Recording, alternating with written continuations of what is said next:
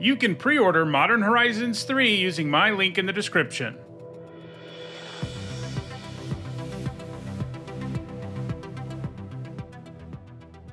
Hi everyone, I'm Neetsahone, and it's Saturday. That means it's time for Neetsa Notes, my weekly vlog series about limited magic. Today we're talking about Modern Horizons 3, and I'm going to do the usual video where I take a look at cards that are being overrated and taken too highly in draft, based on what the actual data says. As usual for this type of video, I use 17 Lands data. You can go to 17lands.com and they can track your data on Magic Arena. They get hundreds of thousands of drafts worth of data, by the end of a format. And we can use this data as a tool to help us better understand a limited format. Data isn't the end-all, be-all. You shouldn't just use data when making a pick in a draft, for example, but it can tell us something about the format and what's working and what's not working in generally a broader sense. So in this video, we're going to be looking at 10 cards that are being taken way too highly for how they're actually performing. We're going to be using data of the average taken at, so average pick basically, where the card is taken, combined with the game in hand win rate. One thing to remember about that win rate is that 17 Lands users have higher win rates than most people because they're people really concerned about their limited game, obviously, and the average win rate is 55.1%, so we'll keep that in mind. Furthermore, for this type of video, I like to use a baseline card, so to sort of introduce what we'll be doing. And that card this time is Dog Umbra, the instant speed pacifism that also has the upside of saving your creature sometimes. It's taken around pick 7.3, and it has a win rate of 55.6%.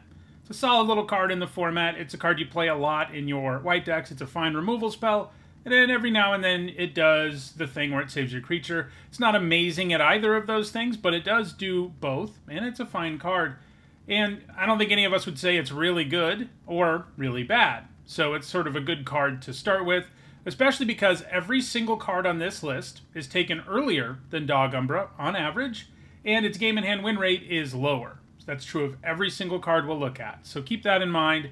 This is sort of our baseline to think back on. All right, so let's dive in with our 10 cards that you should probably stop playing in this format based on how they're actually performing. I want to start with Hydra Trainer. That's one I talked about last week as a card I just got completely wrong. I gave it a B-, and it's looking more and more like it's unplayable. And it's a pretty good stand-in for most of the +1/+1 counter stuff in this format. The black-green deck just hasn't worked overall. So Hydra Trainer, because I talked about it last week, I'm not going to go super deep on what's wrong with it, but I will tell you its average pick is 6.74, and its win rate is 49.5%. So, it's being taken significantly earlier than Dog Umbra, and it is 6% worse, which is massive in terms of win rate. So, yeah, the problems with it are, it's very difficult to actually adapt it that successfully. If your opponent ever has mana up, you can get completely blown out. And furthermore, you just don't have counters around often enough to do completely insane things with it. The entire deck that it's supposed to support is kind of a bummer. It just hasn't worked out. It's neither as fast as like the red, white, or blue-white energy decks or as good in the late game as the big Eldrazi decks. And so it just ends up not really having a home in the format. And you could say that about a lot of these black-green +1/+1 counter payoff cards, including the Signpost common and uncommon as well. So that's Hydra Trainer. Don't play it. Certainly don't take it around pick 6.7. Based on the evaluation I gave for it in the set review, you may have started the format that way. I know I have, but it hasn't panned out that way. All right, let's look now at one that I got right in the set review that people have been overrating, and that is Idol of False Gods. It's taken around pick 7, and it has a win rate of 49.9%. So people were looking at this, and this is an interesting thing, because the big Eldrazi deck is a thing in the format, right? You want to be ramping your mana, and you're going to have enough Eldrazi spawn in some of those decks that maybe ultimately Idol of the False Gods turns into a creature. Sure, but it has a big problem that a lot of the other ramp in this format doesn't have, and that is that it doesn't do anything on its own at all. And if you don't get it early, it's basically never going to turn into a creature, and even if you do get it early, by the time it turns into a creature, it's kind of a win more thing anyway. So it's not having big impacts on games. You have to sink mana into it for it to do anything. By the time you get your first token out of it, you've spent way too much mana to get that token. It's just too slow when you can just be playing like a 3-mana 3/3 that spits out 2 tokens. Like, think about the efficiency there. You not only get a body that can trade with something, you get 2 tokens that will help you ramp your mana. And that's, you know, a common, one, you know, a really good one, but a common nonetheless. And there's a whole bunch of cards in the set like that that are just like reasonably efficient cards that also happen to give you spawns. So there's no reason to play a card like this. If you do, a lot of the time, it's the sort of thing that just feels like you're mulliganing, because you're not going to get a full card of value out of it in the long run. Even though ramping into Eldrazi is a thing in the format, you've got to be doing it in such a way that you're still adding to the board. Otherwise, decks like blue-white and red-white will just destroy you before you ever get to do anything. So, Idol of False Gods is unplayable. You should stop playing it. Alright, let's look now at the card that we're going to talk about that has the highest win rate. And for this one, it's the least true that you need to stop playing it, but it is important to draw attention to the fact that it's way worse than people think, including myself initially. And that is Shilgengar, who made it on my top bombs list. You know, it's interesting. I think my set review overall, I did a good job, like in terms, especially on commons and uncommons and stuff like that. But the top 10 bombs list I did this time around wasn't very good. You know, I misread Abstruse Appropriation. I had Shilgengar on it. There is another big bomb, the Null Kite, that has been underperforming that I had on it, and none of those are top 10 bombs. So the top 10 bombs list, not my best work in predicting the format. That sort of thing is going to happen, though. But yeah, Shilgengar is taken around pick 2.2, very, very highly, and it has a win rate of 54.1%. Now, black struggles in this format. The 3 decks that are the worst in the format all have black in them, and those are blue-black, red-black, and black-green. So, you know, black is pulling down the win rate on Shilgengar, and it's still kind of close to an okay card, but it's still undeniable that it's not as good as expected. And part of that is because black isn't very good, but that also means you shouldn't value Shilgengar as much as you should a card that's like maybe less impactful on average, but is a better color, and overall will have a higher win rate because it's played with cards of better colors. And that's one of the reasons we can't look at data as just reflective of how good Shilgengar is, because there's a lot of other stuff going on in terms of the quality of black cards in this format that are weighing it down. But it doesn't mean Shilgengar is actually amazing. You know, it's 5 mana for a 6/6 flyer. That's cool, right? The big problem it has, you know, the reason it's been less impactful is that the additional text on the card doesn't come up that much. This format, you know, it does have Eldrazi spawn, but apart from that, like sacrifice themes to get blood tokens, like there's not that much around to pay you off for doing it, right? There's just not that much. And additionally, you know, in my mind, when I evaluated this card, I was thinking, you know, 1 out of 7 or 8 or 9 times you play this, you could probably sack your whole board and reanimate your graveyard, your entire graveyard, including all the things you sacrificed. And, like, yeah, that can happen, but I think I overestimated how often it would happen. I mean, first of all, you have to be black-white in most cases to pull that off. And second of all, you also need to have a graveyard that's already worth doing it with, because, like, if your graveyard doesn't have anything in it and you do that, maybe you rebuy some into the battlefield abilities or something, but you're not really doing anything. If this format had more payoffs for making random artifact tokens, or if this format had more blood tokens in it, Shilgengar would go through the roof. Whichever Innistrad set it is where we had a bunch of blood tokens, Shilgengar would have been nuts, right? But we don't have any of that going on here. You know, it's another card that I thought would maybe be good because of the artifact deck, too, because you do get the blood tokens, but, you know, that deck has been not a wise one to draft in most situations. And Shilgengar has been pulled down by all of that to the point that, you know, you can play him, and if you're in black, you're probably going to if you get him. But I would basically never first or second or third pick him. I'd wait until it looks like black is really open, because that's when you're going to end up with a good black deck, and then maybe you jump on it. So he's taken way too highly for how he and his color collectively are performing. So next, let's look at a card that is sort of a stand-in for the black-white deck, and that's the Signpost Uncommon Ondu Knotmaster. I didn't love this one in the set review. You know, I thought it was like a C-level Signpost Uncommon, but it's been worse than that because, again, black has been a problem in the format. Ondu Knotmaster is taken around pick 7 with a win rate of 50.6%. So, brutal. You know, the reason I didn't like it in the set review was mostly because, sure, like the first ability can set up the creature itself, but starting out as a 4-mana 2/2 is just awful in today's limited. Like, every limited format has commons and uncommons that cost 1 or 2 mana that can kill an X2. So you can't be playing things that start out as 4 mana X2s that don't have enter the battlefield abilities. This kind of has one because of the adventure side, and if you can set it up and then it starts growing, because it can grow quickly, like, it can become a real threat.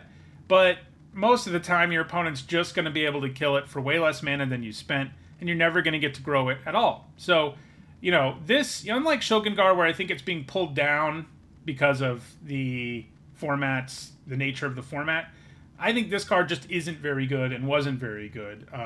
You know, just because of the basic design of starting out as a 4 mana 2/2 is abysmal, and results in you getting blown out in terms of tempo all the time, even with the +1/+1 counter upside that it begins the game with.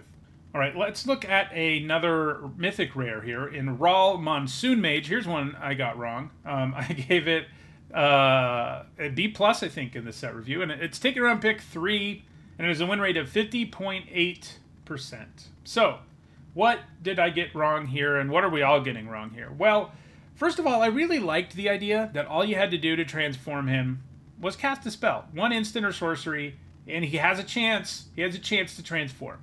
And that alone was like, that's kind of crazy. You know, it's cheap for a Planeswalker. When he transforms, he's going to do so with 1 extra loyalty. You know, his abilities aren't amazing, but if you can get him going soon enough and early enough in the game, like, he could take over. And, you know, that's kind of true. But there's a few problems with this. First of all, half the time he doesn't transform, and sometimes he doesn't transform on the second spell or the third spell either, so that's bad. The other problem is that his front side just isn't as good in this format as it is in, like, basically every limited format we see. Blue-red in this format doesn't care about instants and sorceries for the most part. There's a random prowess card here or there, but for the most part, it doesn't care about them. There's not a critical mass of spell payoffs. There's not a critical mass of, like, cheap spells to fuel Rawl. So, you know, the front side needs to do something, and it doesn't, because most of the time, because if you're in red, you probably still don't have enough spells. And then even when he does transform, you know, if it's not early enough in the game, he quickly gets overpowered anyway. I think he'd probably be worse even in a spell-heavy limited format, probably like a B or a B-. But in this one, he's pretty much unplayable. I mean, there's just not enough to support doing Rawl stuff in the format, which is sad, but that's how it is. Right, next let's look at Envoy of the Ancestors. So, like Shogungar, this is one that isn't terrible and unplayable, but people are still taking it way too highly. It has an average pick of 5.4 and a win rate of 54.4%. So this card is attractive, and it, like I just said, it is playable, but it is being taken way too early. Giving lifelink to your modified things is pretty good. Outlast is just worse than it seems like it'll be. Like, there are some cool things about it. Like, when you end up in a spot where you don't have a worthwhile attack, you can just outlast it. Of course, it gives itself lifelink. That's cool. But having to tap your creature to do it on a lot of board states is not doable. Like, you have to be at parity or ahead for Outlast to be worthwhile, and if you're ahead, you kind of don't care about it anyway. So, and I also envision playing Envoy of the Ancestors and having a few modified creatures in play already, and attacking. Like, these are all things I expected to happen, and we all, I think, expected to happen based on when it's being taken. But that deck just hasn't been that good. You know, if you're in white, especially if you've got a few other modification things around, you're playing the Envoy, but you shouldn't be taking it around a 5th pick, basically, ever. All right, let's look now at Trickster's Elk. So this is taken around pick 7, and it has a win rate of 51.6%. So this card looked like it had some strength to it. I mean, you know, it does what one of Oko's loyalty abilities does, more or less, except you even get sort of upside because it's a bestow creature, so if the thing that it's on ever dies, you just get a random 3/3. And that's cool and all, but there are some problems in this format for a card like this. One of them, you know, as much as I'm talking about how modifications don't work out, and I think there's some truth to that, there are also some super problematic creatures in the format that get counters on them, that if you put Trickster's Elk on them, it just doesn't really matter. Like the Chrysalis, like, you know, putting this on that usually just increases its stats. It does take away reach, and it can't grow bigger, but, you know, this card doesn't deal with that very well. There's also the Hydra bestow creature. This doesn't deal with it very well. Downgrading a creature that's like a 5/5 to a 3/3 doesn't feel that great, even if you are going to get a 3/3 later. Like, it has the problem that I normally complain about with like a blue removal effect, where you don't remove the creature entirely, your opponent still has it, they can still do stuff with it, and a 3/3 is like a relevant enough body on enough board states that that's kind of a problem. Now, it is better than those because you can eventually put your opponent in a spot where they have to like trade or chump block, and then you get the 3/3 out of the deal, but that still doesn't feel that great. And, you know, if you've played this format, you know, this is the kind of card that on paper looked pretty good, but then when you started trying to play with it, you were like, well, I guess I'm going to run this out as a 3-mana 3/3. That's what you do a lot of the time, and that's just not good enough anymore.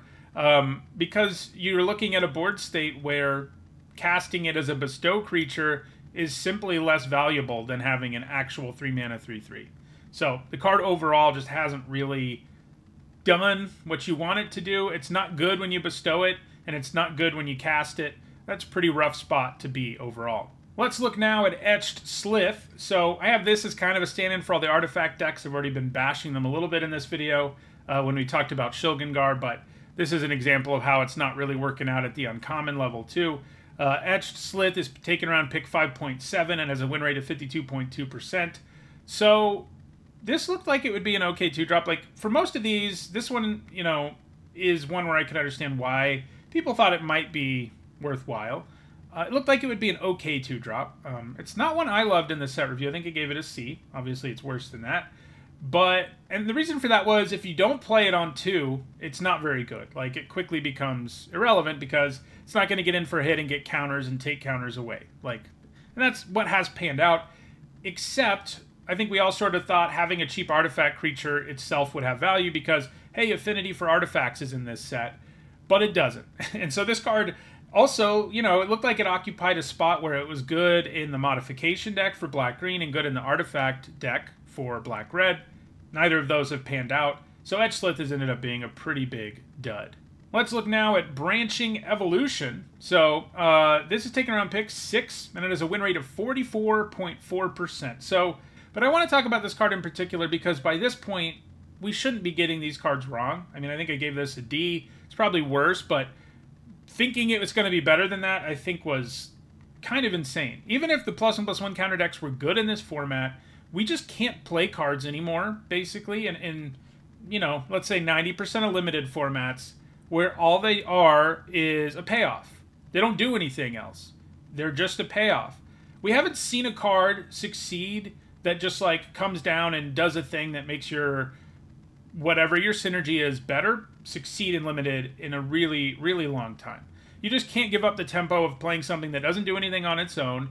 And if you draw this late, it's probably not doing anything either. You basically have to get it early and then hope you get all your counter stuff going. And even if you do that, the fact you took a turn off to play this in itself is usually enough to put you behind. So these cards just aren't good. Like, we haven't seen one of these build around enchantments work out in a very, very long time at this point. They have to do something really, really powerful or, you know, just a little thing on their own. Like if Branching Evolution cost like 1 more mana, and when it came down, it put a counter on something, that'd be worlds different because you impact the board. And that's what they do with most of these cards these days. They do like a little thing that will let them get some value no matter what, even if you never draw another card that does synergy with it. And those are the ones that work out okay. Branching Evolution and its ilk, where it's just like, hey, do this thing and I'll pay you off for it, it just doesn't work out anymore in limited. Formats are too fast. You can't give up board development. You can't give up spending your mana to actually do something very often, and that's an example of that. All right, and our last card is Phyrexian Ironworks. So this is another one I actually did pretty well on, I think, but the community at large had thought it was going to be better. It's taken around pick 6 and has a win rate of 52.6%. So the thing I didn't like here, and by the way, this is a lot like Branching Evolution, except it's better than a 44.4%, partly because it actually does do something on its own, sort of, but it doesn't quite do enough. The problem being, there are times when you play this and you don't have the energy to make a golem right away, and if that's true, you just did the same sort of thing you do with Branching Evolution. This can generate energy, and there are decks that can make a lot of energy in this format, but the best ones aren't the blue-red one, which is sort of dirtily and has these cool engine cards like this and the vehicle. Like, they're fun to play and everything, but they kind of had the same problem as like the mid-rangey modification decks, where they're not fast enough to keep up with the red, white, or blue-white energy decks, and they don't have a big enough late game, even with these engines around, to compete with decks that are slamming 7 and 8 drop Eldrazi on the table on like turn 6. So those decks just haven't worked out very well. It's also another artifact which hurts its stock in a format where that ended up not really mattering. And yeah, I mean, it's just too often doesn't do anything on its own, or it makes like 1 or 2 energy and then you're dead because you spent turn 3 not doing anything. So it's another example of the same sort of thing, but it's slightly better because it can generate energy on its own, unlike Branching Evolution, which does stone nothing on its own. So those are 10 cards that, in most cases, you should just entirely stop playing in this format. And in the case of Shilgengar and Envoy of the Ancestors, you need to dial back when you're taking them because they're just not performing as well as anyone really expected them to. Next week, I'll be back and we'll look at the opposite end of the spectrum. We'll be looking at undervalued cards, cards that you should be taking higher based on how well they are performing. Thanks for watching.